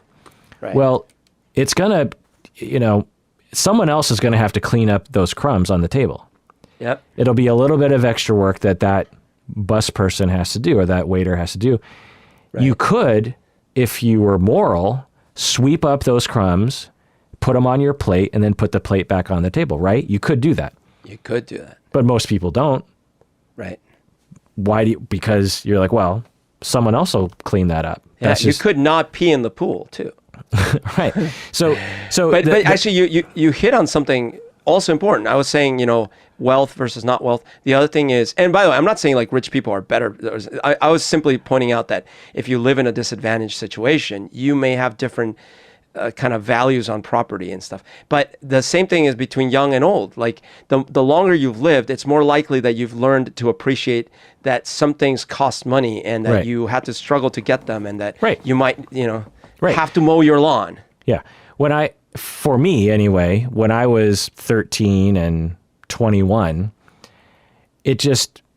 I thought, someone's going to be mildly inconvenienced by this, but it's not going to be me. and it's not that bad. And the cost benefit analysis here is, I'm just going to leave it.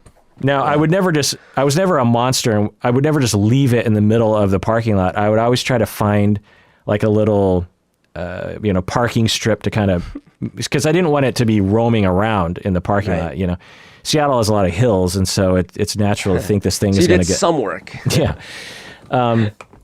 So was I immoral back then? According to the shopping cart theory, I was, but I wasn't immoral. I was nice to people. I was gave to charity. I didn't exploit other people. So what's going on? Okay. So there are a lot of different the theories we could talk about, but the main one I want to talk about is essentially that social interactions determine our sense of morality. Morality and behaviors associated with what is considered good behavior is not something that springs from the earth. It's something that is decided upon by societies. Like in Bogota, when Berto was growing up, perfectly law-abiding good people were running red lights and littering.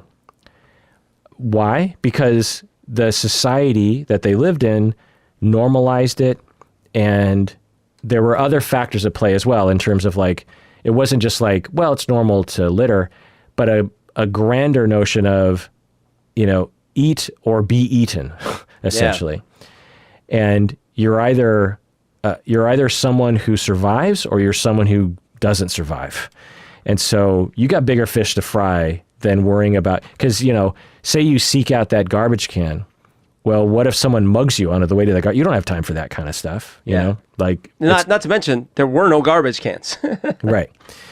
which is a broader issue of like, Right. There's no money to invest in society and blah, blah. Yeah. Right. So, and there's a lot of examples of this. Like, for example, veganism. If in a certain circle of Americans, Berto included, to eat animals is immoral. Murder. It's wrong.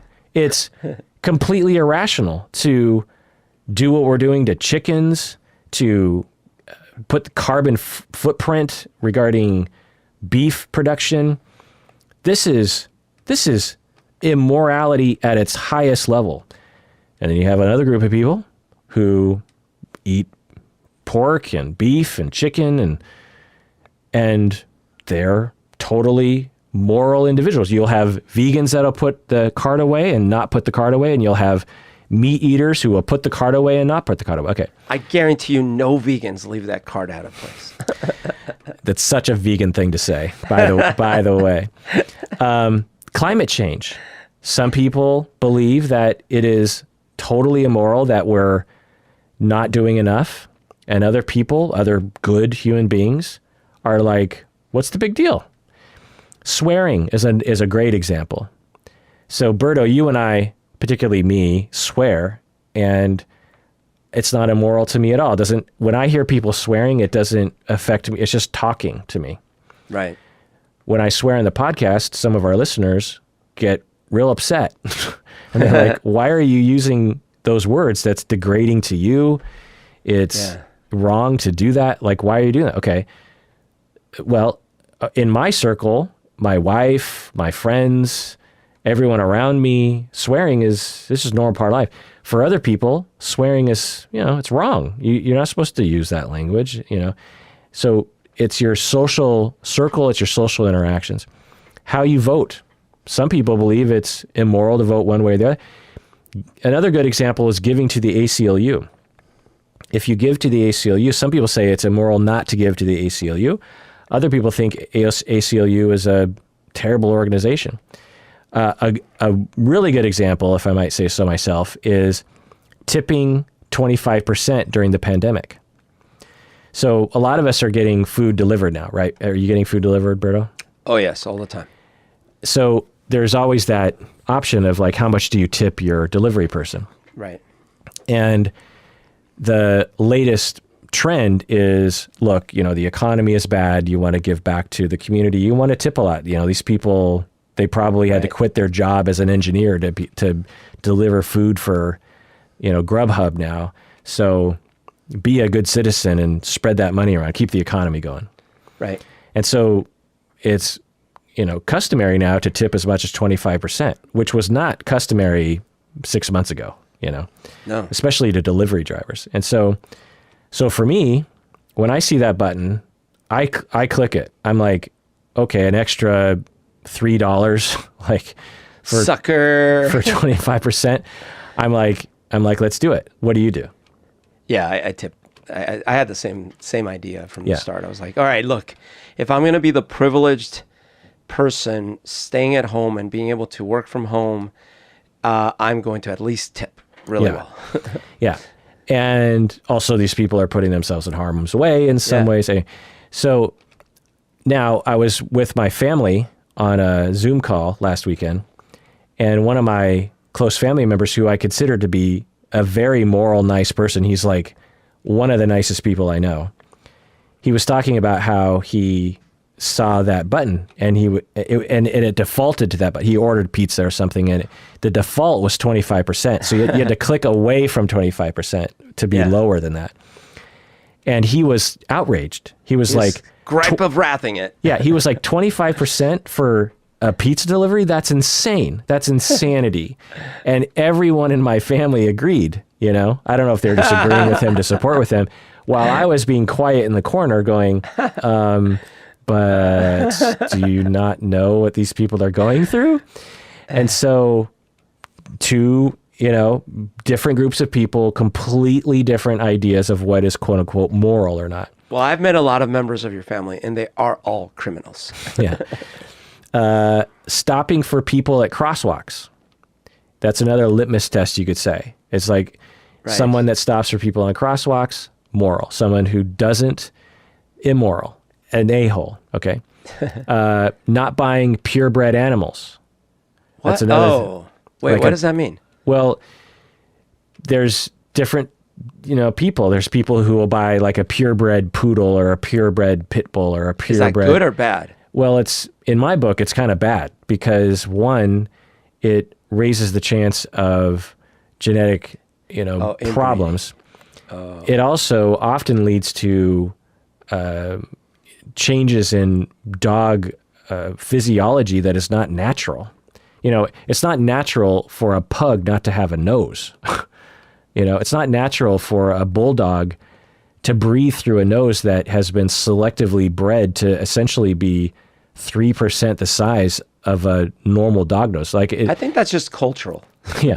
It's like, if we had humans who essentially had no nose and were wheezing all the time and we were bred that way, we would say, why did you breed us that way? Well, because you look cute.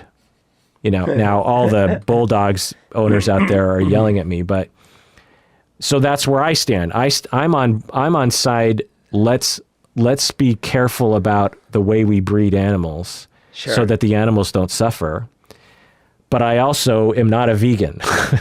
But I would never claim that someone on the other side was immoral because I understand that it's just what I've decided upon. Okay.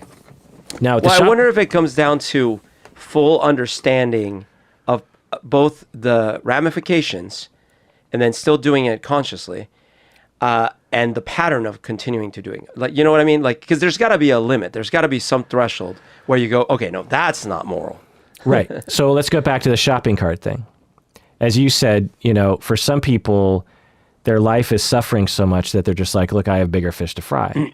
So that's one thing. Another thing is like, well, you're younger and you just don't really understand how you impact the world. That's another thing.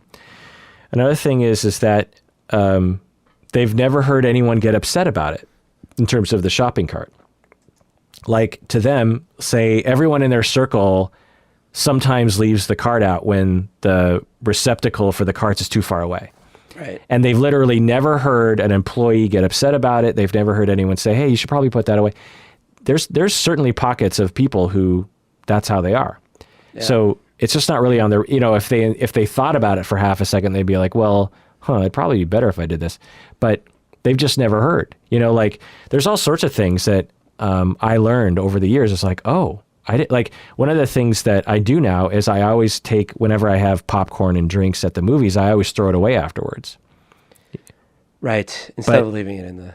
But for years, decades, I never did that because no one did it, one. Right. And I never heard an employee say, oh, could you take it back? Yeah. But then this one time, I don't remember when it was, but it was probably like 15 years ago.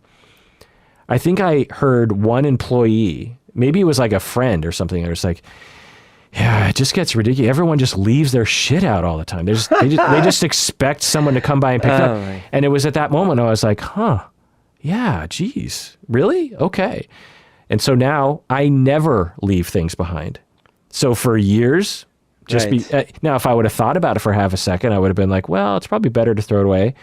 You just never thought about it. But I never considered that someone would get annoyed with it, Right. Another is that you've never been in their shoes before. So, for example, former waiters will tip more. And walkers stop for pedestrians more. Right. And this is something that I noticed a lot when I lived downtown. I was a pedestrian. I never drove anywhere. I walked to the grocery store. I'd walk to Whole Foods. I'd walk to the movie theater. I'd walk to the bars. I'd walk to friends' houses. And I quickly learned there were two different types of drivers. There were the types of drivers that were clearly aware of the morality of watching out for me while I was crossing a crosswalk or, doing something. And then there were people who seemingly had no care for the fact that I was trying to cross the street or that I was near the street, Right. And in fact, get angry, yeah. Get out of the way, I'm driving here. Yeah. Or, I'm crossing the street and they're edging forward. You know that thing that people do? Oh, yes. And it's like... I do that all the time. It's like, one, why are you doing that? it's a total waste of your energy. 2, you're scaring the bejesus out of me. Like you're moving and I'm 3 feet away. Like, It's why? like if someone was holding a knife and like they just kept getting closer and closer to you. Yeah, exactly. It's like, what are you doing?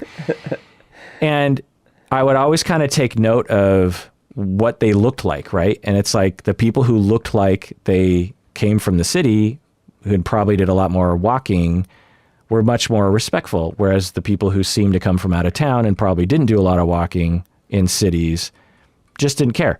Those people aren't bad people. They just don't know what it feels like to be constantly at assault of cars being around you, you know.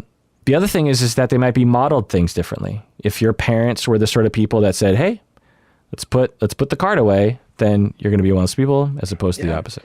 Like my dad was constantly on me about these social norms, throwing garbage away and stuff, because he was incensed whenever he would see it. So certain things, not everything, but certain things I learned from him, and it became just like pattern.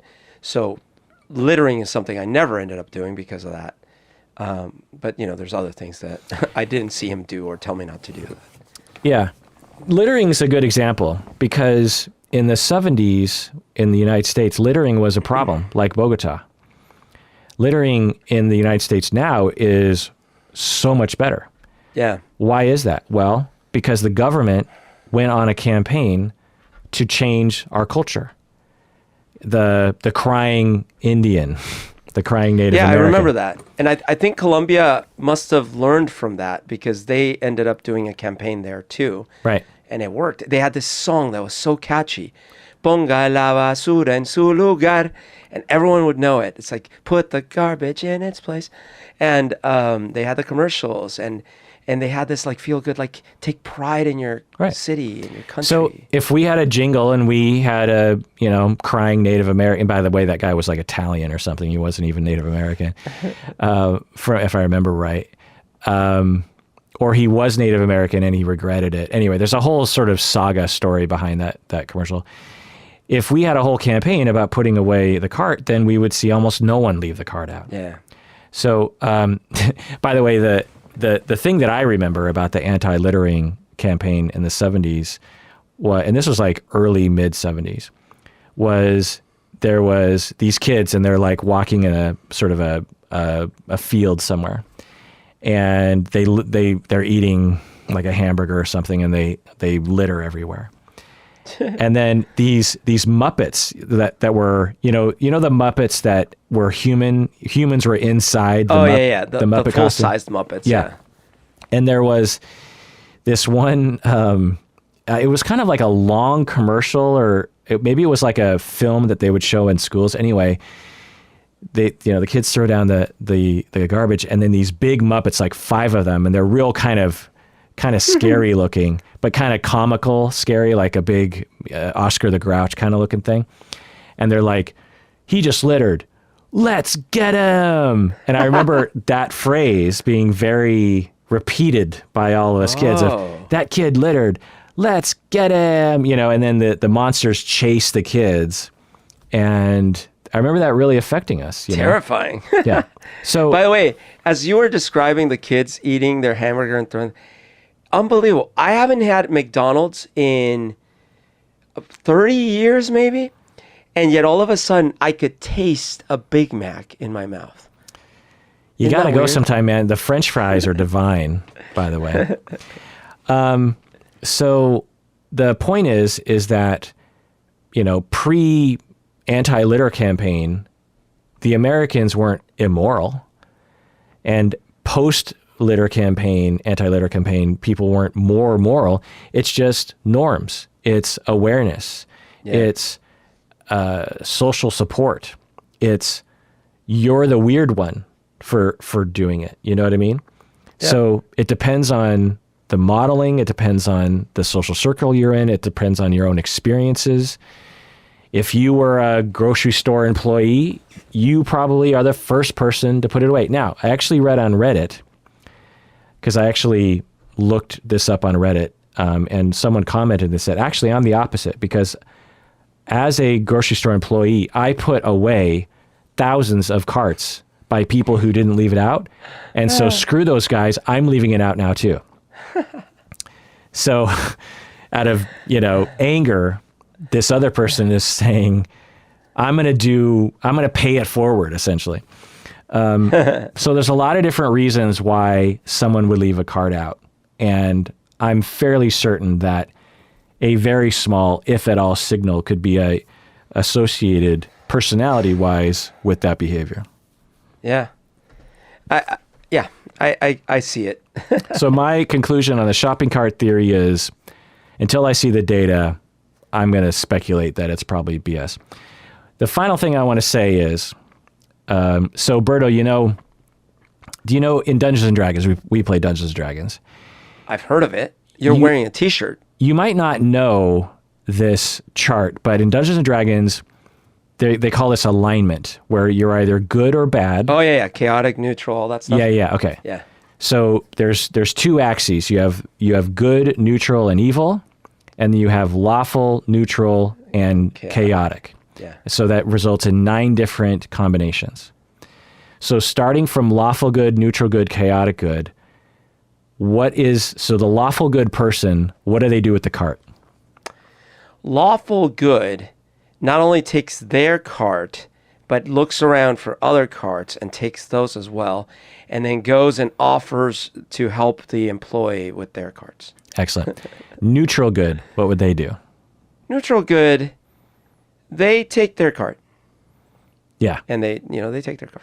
What this chart says is that lawful good returns it to the store, neutral good returns it to the station in the parking lot. Yeah. Okay. Chaotic good, what do? Chaotic good, they don't mean bad, so they kind of push it in the direction of the nearest thing, but don't really. Close to what this person said. They launch it into the corral. Oh, yeah, that's what okay. Lawful neutral. What do? Oh, lawful neutral basically takes the cart with a straight face and doesn't enjoy it, but puts it in its place. That's it, and leaves. What this chart is, they return it to another store. What? True neutral. What would they do? A true neutral just walks away. They say return to the poor. Chaotic neutral. What do? Chaotic neutral goes back in, buys more groceries, walks out without a cart, throws one of the things into the cart, and leaves. What this chart says is they return it to nature. Lawful evil. What do? Okay, lawful evil returns it, but first smears some COVID on the handle. They say unreturned, but neatly stacked with other unreturned carts. Neutral evil. What do? They slam it into someone, but don't take pleasure in it. Close to what this person said. They just leave it in the parking space. Chaotic evil. What do? They gather all the carts and they pretend to be in favor of people leaving their carts, and they charge money so that everyone will join their cause. And then when they've got all the money, they propel the carts to hit everyone that gave them money and disappear into the night. That's better, but this one says they just throw it into a ditch. All right, Berto, final word on today's long episode in which we talk about coronavirus, school, Black Lives Matter, death anxiety, and shopping cart theory. What's the combining thread through this whole conversation? Thread. It's good and evil, man. The eternal battle of good and evil, where we realize at the end of the second act, in the moment of darkness, we realize that good and evil are just social constructs. So all of third act, we're having to find meaning in our actions by stacking shopping carts, because we realize that at least that's the one thing we can do with the remaining time we have left. Well, that does it for that episode of Psychology in Seattle. Thanks for joining us out there. Please take care of yourself, because you deserve it.